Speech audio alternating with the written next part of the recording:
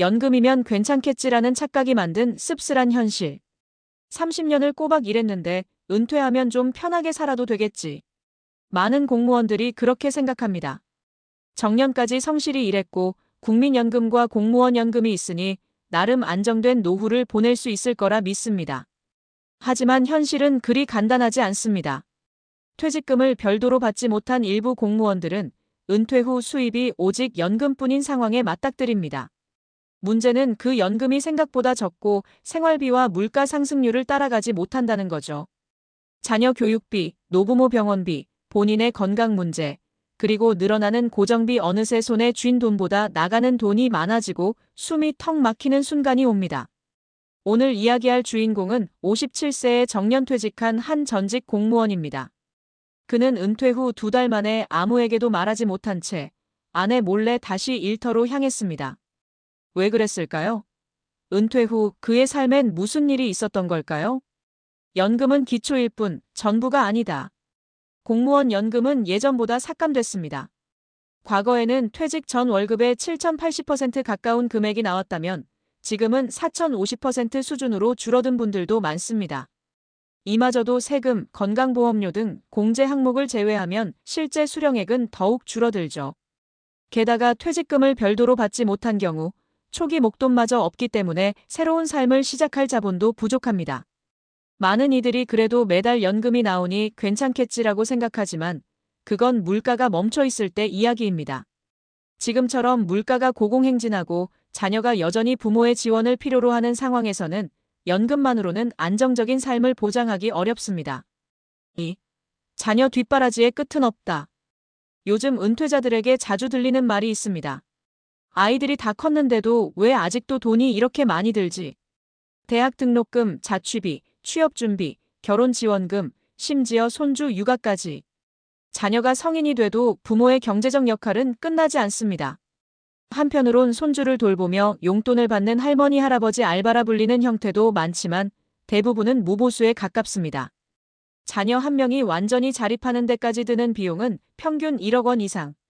그리고 그 과정이 길어지면 길어질수록 부모 세대의 노후 자금은 줄어듭니다.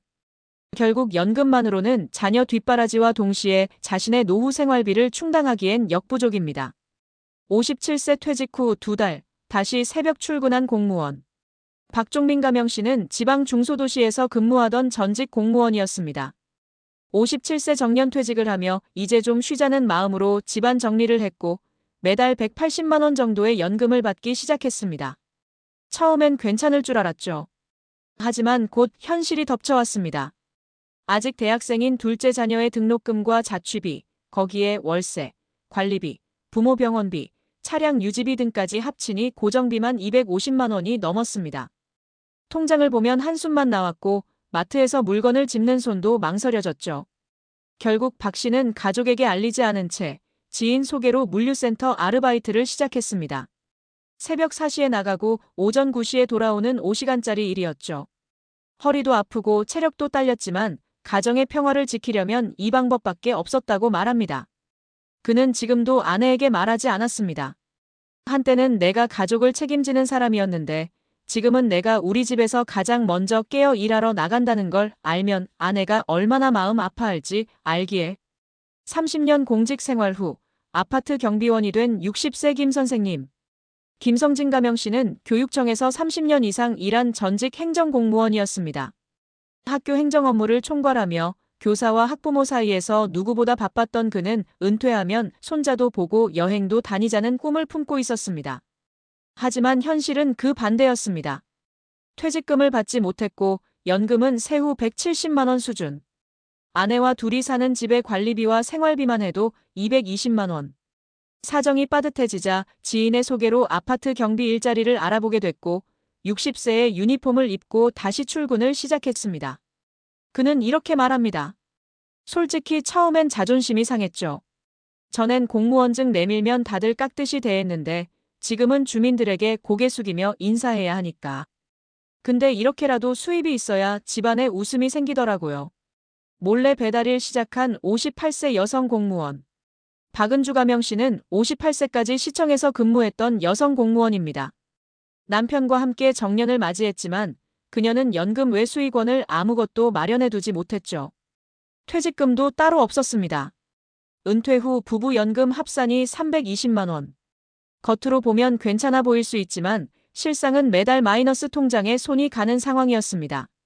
박 씨는 이대로는 안 되겠다 싶어 동네 마트 배달 아르바이트를 시작했습니다. 전동 자전거로 물건을 배달하는 일이었고 하루 23시간, 주 5일 일에 한 달 6,070만 원을 벌었죠. 그녀는 이렇게 말합니다. 지금이라도 내가 돈을 벌 수 있다는 게 다행이에요. 가끔은 지나가는 학생들이 선생님 아니셨어요? 하고 인사하는데 그럴 때면 좀 부끄럽기도 하고 근데 뭐 어때요? 누구나 일은 해야 살잖아요. 은퇴 준비는 연금이 아니라 생활 설계다. 세 가지 사례를 보면서 느끼셨을 겁니다. 은퇴 이후 삶을 지탱해줄 건 연금 그 자체가 아니라 생활을 유지할 수 있는 구체적 수입 구조와 소비 전략입니다. 연금은 기본 생계비의 일부일 뿐. 자녀와 고정비 지출은 은퇴 후에도 지속됨. 작은 수익이라도 지속적으로 들어오는 루트가 필수. 은퇴는 끝이 아니라 새로운 출발입니다. 하지만 그 출발이 불안이 되지 않으려면 지금 당장 준비해야 합니다. 연금만으로는 부족합니다. 자존심보다 중요한 건 지속 가능한 생활입니다. 이 이야기가 도움이 되셨다면 구독과 좋아요 꼭 눌러주세요. 여러분의 은퇴 준비에 작은 힌트가 되었으면 좋겠습니다.